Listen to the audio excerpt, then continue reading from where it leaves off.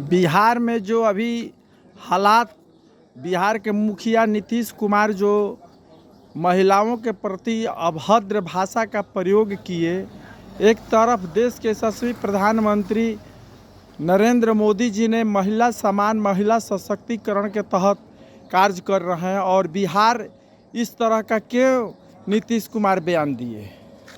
नीतीश कुमार का बयान जो है बिल्कुल मानसिक रूप से पीड़ित हैं और मानसिक रूप से उनका साइकोलॉजिकल उनको जांच कराना चाहिए न्यूरोलॉजिस्ट डॉक्टर से, और जाकर उनको सिकाट्री के पेशेंट हैं और उन्हें इलाज की ज़रूरत है।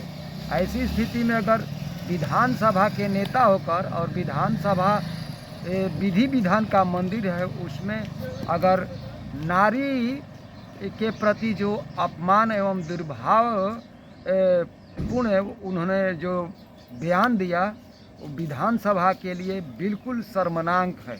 और जहाँ तक नारी शिक्षा का सवाल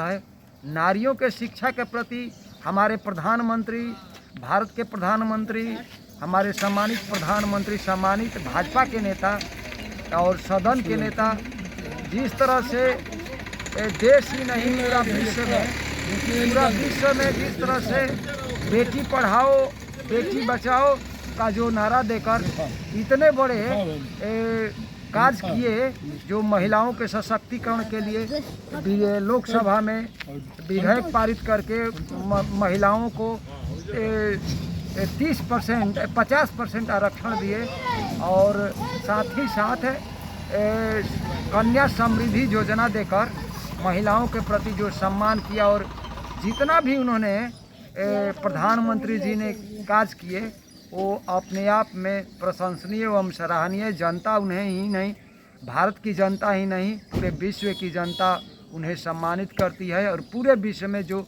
20 शिखर सम्मेलन हुआ विकसित राष्ट्रों का, उसमें प्रधानमंत्री ने कहा कि महिलाओं के सशक्तिकरण और महिलाओं के भविष्य को और विकसित किया जाए, जिससे हमारा विश्व प्रगति की तरफ आगे बढ़े। और बिहार के मुख्यमंत्री और हमारे लड़कों का जिस तरह से शिक्षा बिहार में बिल्कुल बाधित हो गया है, शिक्षा मंत्री के बारे में बिल्कुल शिक्षा बाधित हो गया है। ऐसी स्थिति में जो एडमिशन प्रखंड का एडमिशन प्रखंड में नहीं होता है, और प्रखंड का एडमिशन आपका चल जाता है विक्रमगंज में, सासाराम का विक्रमगंज में, विक्रमगंज का सासाराम में, किसी का बक्सर, किसी का चेनारी, किसी का करहगर, किसी का आपका उधर शिवसागर के तरफ। ऐसे में बच्चे कैसे पढ़ने जाएंगे पर डे, और उनका नामांकन भी रद्द कर दिया जा रहा है। ऐसी स्थिति में 200 रुपये पर डे, ऐसी स्थिति में चाहेंगे कि सरकार छात्रों को पढ़ने जाने आने के लिए यातायात जो है उनको पैसा दे, और नहीं तो अपने नज़दीकी महाविद्यालय में भी उनका नामांकन करने में कृपा प्रदान करे, सहूलियत करे। बिहार में जो अभी चुनाव की बिगुल बज चुकी है, 2024 में लोकसभा का चुनाव है और 25 में विधानसभा का चुनाव है। आप एक ग्रामीण जनता होते, आपके मन में क्या विचार है कि नीतीश कुमार को रखना है या हटाना है? हम तो बिल्कुल नीतीश कुमार को एकदम दरकिनार करते हैं।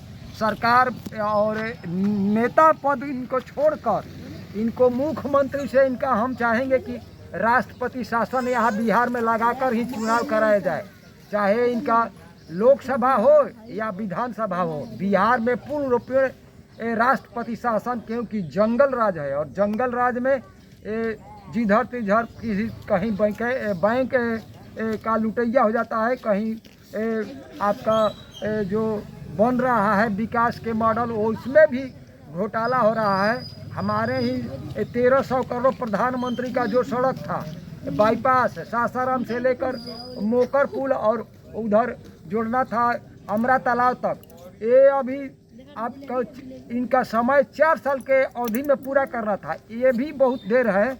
और 1300 करोड़ रुपया जो इसमें पारित हुआ है, लगता